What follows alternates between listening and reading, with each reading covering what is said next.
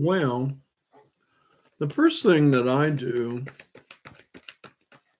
when I'm getting ready for a tarot reading, Passions, thank you so very much. Love you guys, man.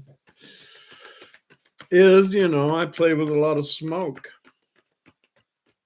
A lot of people don't do the smoke. I do. I do, but shit, man, my tarot goes worldwide. Sometimes my screen is so filled with damn smoke I can hardly even see. But it is what it is anymore in my world. And for some reason, not everybody loves old Ramblin Mike. I'm glad you guys do, but not everybody does. And I don't know what's going on. I don't know. It's silly, but. The smoke seems to help. This is, for those of you that don't know, this is like what's white sage looks like. You can get it all kinds of ways. Star Search, thank you for the gift. You guys are really good to me. Thank you. It's just simple stuff. You can get it on the old Amazon right there or at your local smoke shop. Many times they carry this kind of products as well.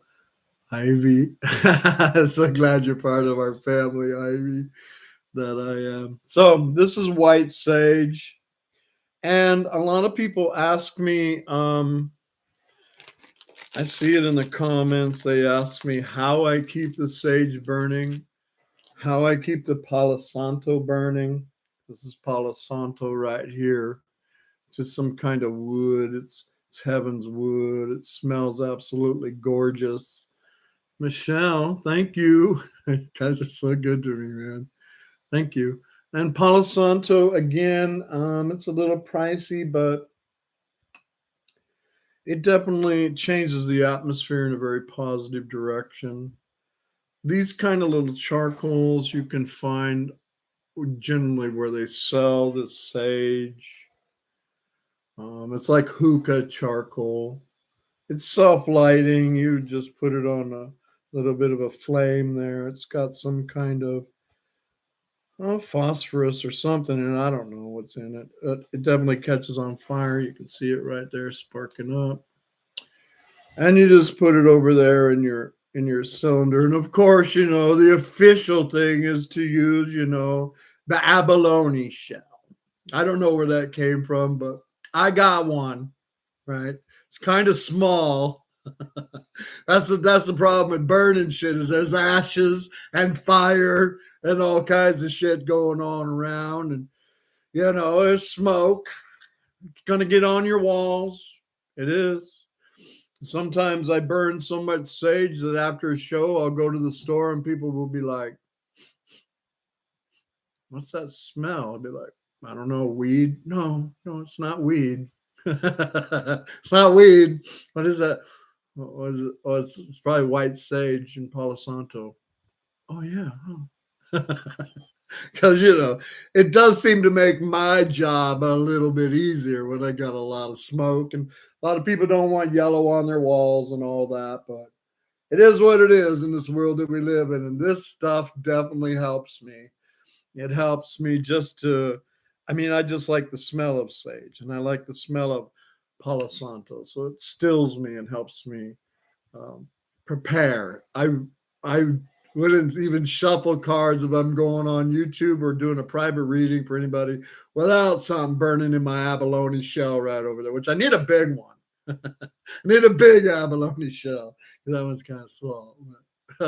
It's official. I don't know who made these rules, but I like it. I like it. So that's the first thing I do is find something that I like the aroma of, something that helps me change the vibration of where I'm at. Again, candles are always fun to help me move in that direction. Personally, I don't care too much about the color of candles, but some people do. So on YouTube, I choose lighter color ones, instead of darker color ones, because darker colored candles make people nervous. It's just a candle. It's the intention that you set for things, right? And then, of course, selenite is amazing too. With I don't know, sending shit back. Selenite. This is a big piece of selenite right here. I have crystals all over my table that are off camera. It's kind of fun to have the crystals if you can, Source will start bringing this kind of stuff in here for you. If you step out in it, you won't have to really go look for it. It will come to you if it wants to be at your party, right? And it's, all these stones come from all over the world. Vortexes all over the world. It's kind of nice to set out a bunch of stones that just showed up in your life, because I didn't give a rat's tail about stones until I started doing this professionally about 5 years ago. And boy, then they just started coming for me. They just started coming, right? Along with tarot decks and everything else. But it's really nice to have that nice vibration from. It's like I make my own little vortex right here. I don't talk about it too much. I keep these ones up on here. Somebody sent me this one. Like, again, they just kind of show up, and I'm so grateful for all my friends. I like this piece of selenite. It's carved. It's nice. I like it right here on the table, and I believe that this kind of stuff helps send back negative energy as well. A lot of people, when you're on the YouTube world or the TV, these kind of little metallic balls they talk about. I don't know, the energy from the Wi-Fi and all that. I do notice that when I do, I would have to say about this. Somebody gave this to me. I would have to say that since I started using it, it's better. I don't know what it is. Does anybody know what this is? You ever seen this kind of thing? It's supposed to help with the electronics. So I like this, and whoever sent it to me, thank you. The Palo Santo, of course, I'm just simple. They trained us all to buy everything on Amazon. Remember when it was bad to buy your tarot decks on Amazon? That wasn't that long ago, was it? We tried to support all our people locally. Shit. Anyway, this is a Palo Santo that I ordered this time. It came in a little gunny sack, and it's it's valuable stuff, and I don't know. I like the gunny sack. It keeps everything nice and neat. I will probably keep my Palo Santo in this forever, right? And it was the last one I ordered from Amazon. It offered the bag, and I said, yeah, I like it. Again, I order all this stuff from Amazon when I'm ordering tarot decks and all that. So, invocations are important too when you're doing a tarot reading. You do your prep work right here. Nothing's by the book. It's all about you, what makes you feel comfortable. And that's one of the reasons I like tarot as well, in the esoteric world, because, well, you're the one large and in charge with tarot. Or like a Ouija board. I don't know. Something else may seem to be the leader in that party. I don't care for that. I like to be the leader in the esoteric party myself.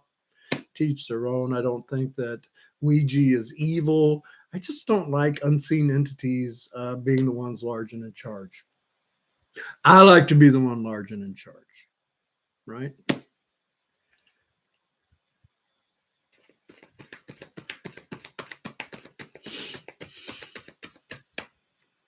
So I wanted to share that with you too.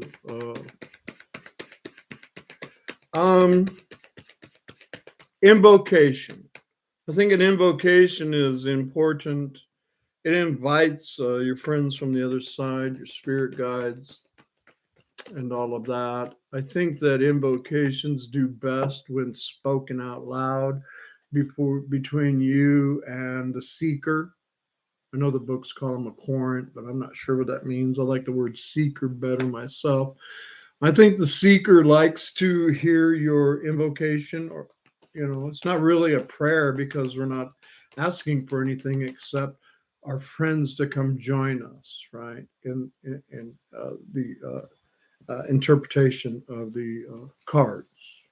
So I just have a basic one that I use. Said it for years on YouTube, right?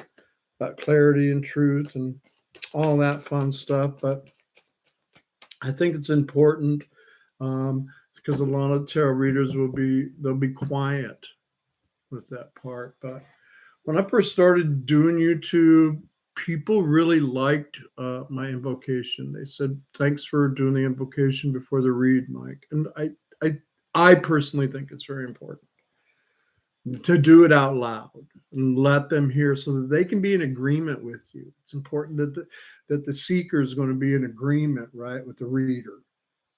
And that's outspoken invocation definitely opens that up.